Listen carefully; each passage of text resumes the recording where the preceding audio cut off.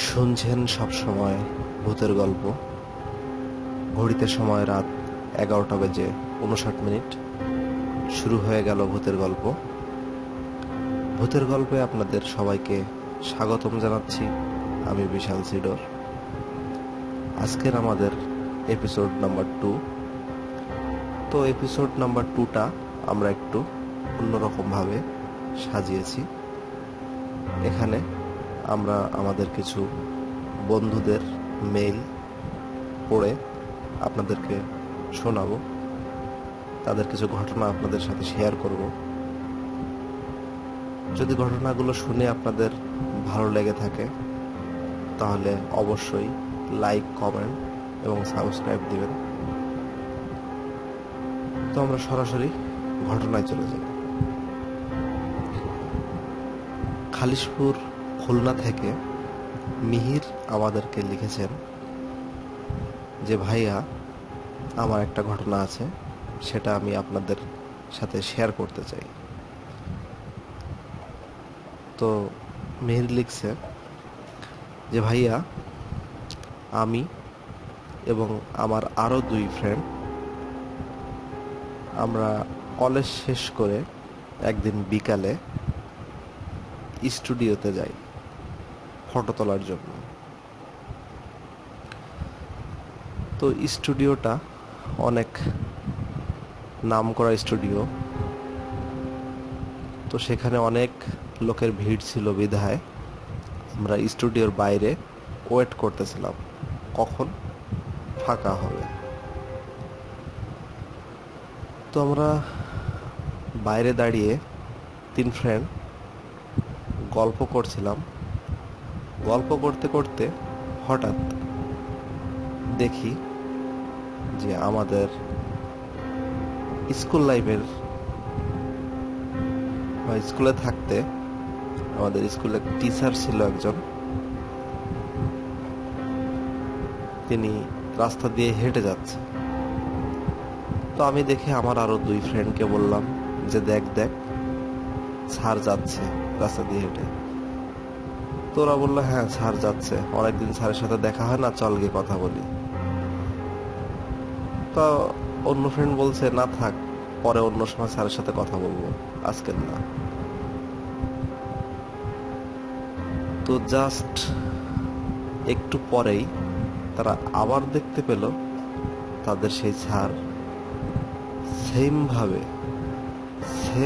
রাস্তা দিয়ে হেঁটে যাচ্ছে, এবং এটা তারা 3 জন একসাথে দেখলো। তারা দেখে অবাক,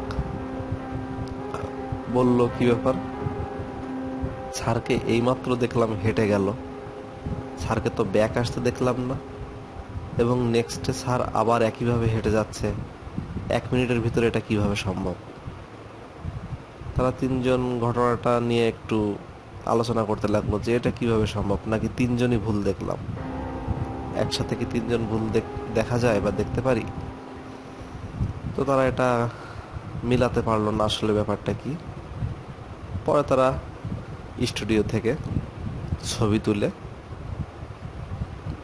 বাড়িতে চলে গেল। সন্ধ্যায় তারা যখন অন্য ফ্রেন্ডদের সাথে একসাথে বসে আড্ডা দিচ্ছে, তখন ঘটনাক্রমে এই কথাটা অন্য ফ্রেন্ডদের সাথে বলল যে এরকম স্যারকে দেখছিলাম স্টুডিওর সামনে দিয়ে হেঁটে যাচ্ছে। তো তার অন্য ফ্রেন্ডরা বলল এটা কিভাবে সম্ভব, স্যার তো মারা গেছে 3 মাস আগে। তো যে ফ্রেন্ডরা স্যারটাকে দেখেছে তারা বলল যে আমরা 3 জন একসাথে নিজ চোখে দেখছি, একজনের ভুল হতে পারে, কিন্তু 3 জনের ভুল হবে কিভাবে?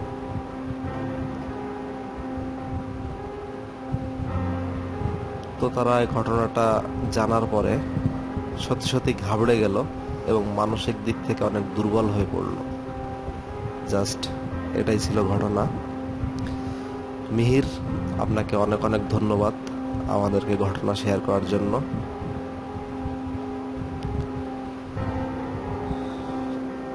শুনছেন ভূতের গল্প। আপনাদের যদি কোনো ঘটনা থেকে থাকে তাহলে সেগুলো আপনারা আমাদের সাথে শেয়ার করতে পারেন, আপনারা মেইল করতে পারেন। আমাদের মেইল অ্যাড্রেসটি হচ্ছে ANUPOMR007@gmail.com। এই ঠিকানায় আপনারা আপনাদের ঘটনাগুলো আমাদেরকে শেয়ার করতে পারেন। আমরা নেক্সট ঘটনায় চলে যাই।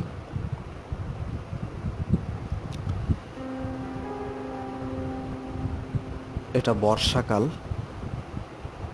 বর্ষাকালের একটা ঘটনা। রাতে অনেক বৃষ্টি হচ্ছে। তখন রাত 9টা বাজে। একজন ডাক্তার হসপিটাল থেকে তার বাড়িতে পৌঁছালো বৃষ্টি ভেজা রাতে। পৌঁছানোর পর ফ্রেশ হয়ে সে যেই খেতে বসলো তখনই তার দরজায় ঠক ঠক শব্দ হলো, কেউ যেন তাকে ডাকছে। তো ডাক্তার দরজা খুলেই দেখে একজন লোক ভেজা অবস্থায় ডাক্তারকে বলছে যে আমার বাবা অনেক অসুস্থ, আপনাকে অবশ্যই আমার সাথে যাওয়া লাগবে, তা না হলে সমস্যা হয়ে যাবে। তো ডাক্তার বলল যে এখন তো অনেক রাত হয়ে গেছে, আমি কালকে সকালে যাব, এখন আর এত রাত্রে আমি কোথাও যাব না, আর এই বৃষ্টির সময় অনেক সমস্যা, এখন যাব না। তো উনি অনেক আকুতি মিনতি করলেন যে আপনি না গেলে আমার বাবার অনেক বড় ধরনের সমস্যা হতে পারে, দয়া করে আপনি আমার সাথে চলুন। তো এই কথা শুনে ডাক্তারের মা বলল, ঠিক আছে আমার ছেলে যাবে, কিন্তু ওকে আবার যেভাবে আপনারা নিয়ে যাবেন ঠিক সেইভাবে আবার ফেরত দিয়ে যাবেন, এবং সেই দায়িত্বটা আপনার উপরে থাকলো। তো লোকটি কথা দিল যে আপনার ছেলের কোনো ক্ষতি হবে না, আমি তাকে আবার সুস্থ অবস্থায় ফেরত দিয়ে যাব। তো লোকটির সাথে ডাক্তার চললেন। যেতে যেতে সামনে একটা নদী। তো নদীতে কোনো নৌকা ছিল না। ডাক্তার বলছে এত বড় নদী, আমরা কোথায় যাচ্ছি? লোকটি বলল যে আমরা নদীর ওপার যাব। ডাক্তার বলল এখানে তো কোনো নৌকা নেই, তাহলে কিভাবে যাব? তখন ওই লোকটি বলল যে ওটা নিয়ে আপনাকে ভাবতে হবে না, আমি দেখতেছি। তখন লোকটি দুইবার মাঝি মাঝি বলে ডাক দিল। হঠাৎ করেই দেখতে পেল যে কুলে একজন মাঝি আছে। ডাক্তার অবাক হয়ে গেল, এইমাত্র দেখলাম ঘাটে কেউ নাই, কিন্তু এখন আবার মাঝি এলো কোথার থেকে? তো ডাক্তার জিনিসটা অত আমলে না নিয়ে সে নৌকায় উঠলেন। ডাক্তার এবং লোকটা নৌকার ঠিক মাঝখানে বসে আছে, এবং ডাক্তার নৌকায় ওঠার আগে দেখলেন যে নৌকায় মাঝি মাত্র একজন, মোট তারা 3 জন মাঝি সহ। তো কিছুক্ষণ পরে ডাক্তার দেখতে পেলেন যে নৌকাটা অনেক দ্রুত গতিতে চলছে এবং নৌকার 2 মাথায় 2 জন মাঝি বসে আছে, বসে বসে দাঁড় টানছে। তখন ডাক্তার তো একটু ভয় পেয়ে গেলেন যে আমি দেখলাম তখন একজন মাঝি, এখন কিভাবে মাঝি 2 জন হয়ে গেল?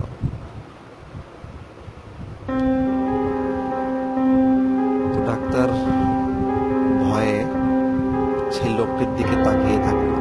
লোকটি তখন বুঝতে পারলো যে ডাক্তার নিশ্চয়ই ভয় পেয়েছে। লোকটি বললেন যে ভয় পাওয়ার কোনো কারণ নেই, আমি তো আছি। কিছুক্ষণ পর ডাক্তার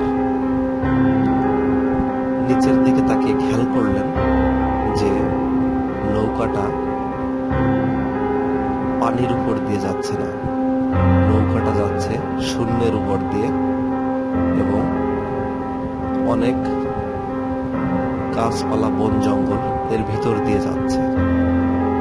তখন ডাক্তার আরো ভয় পেয়ে গেলেন যে এটা কিভাবে সম্ভব, নৌকা শূন্যের উপর দিয়ে যাচ্ছে, জঙ্গলের ভিতর দিয়ে, গাছপালার ভিতর দিয়ে যাচ্ছে। তখন লোকটি ডাক্তারকে বললেন, আপনার ভয় পাওয়ার কোনো কারণ নেই, আপনি যা ভাবছেন আমরা তাই, আমরা মানুষ না, আমরা জিন, কিন্তু আপনার কোনো ক্ষতি করব না, আপনি একটু ভয় পাবেন না। এবং লোকটি আরো বললেন যে আপনি আমার বাবার কাছে কিছু চাইবেন না, উনি মন থেকে আপনাকে যেটা দিতে চায় আপনি শুধু সেটাই নেবেন। তো ডাক্তার শুনে চুপ করে বসে থাকলো। তো যেতে যেতে একটা বিল্ডিং এর সামনে নৌকা থামলো। তখন ডাক্তার ভিতরে গিয়ে দেখে আসলেই ভিতরে একজন বৃদ্ধ লোক শুয়ে আছে, অসুস্থ। তো ডাক্তার ট্রিটমেন্ট করলেন, ট্রিটমেন্ট করে লোকটি তখন একটু সুস্থ বোধ করছে।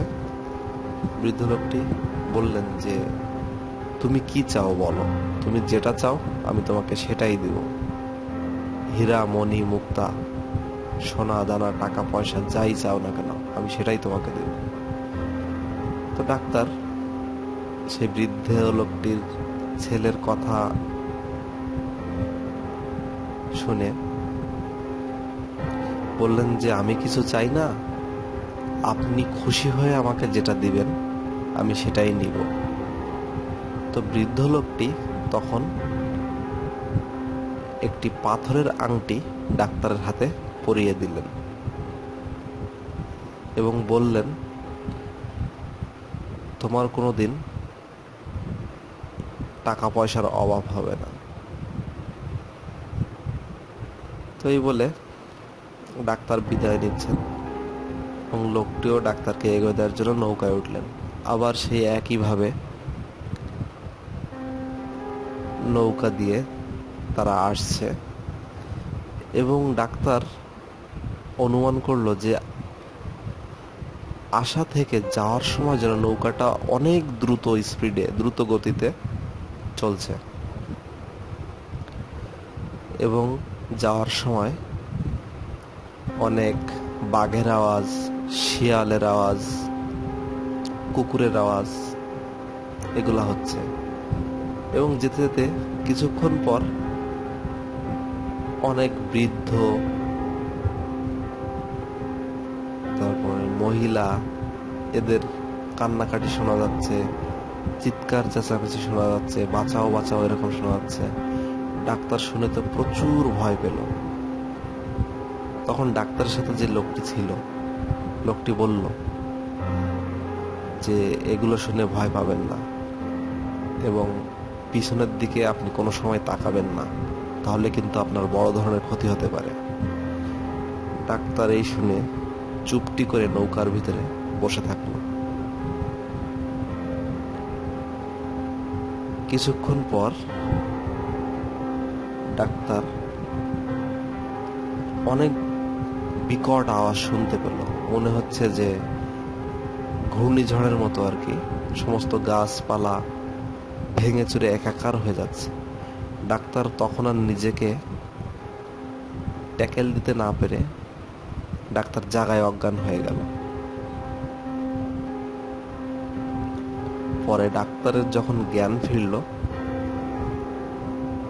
ডাক্তার দেখলো যে সে তার বেডে শুয়ে আছে এবং তার মা পাশে বসে আছে। তো এটাই ছিল ঘটনা।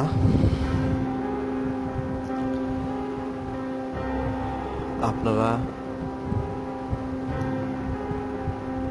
আমাদেরকে আপনাদের বিভিন্ন ঘটনা শেয়ার করতে পারেন।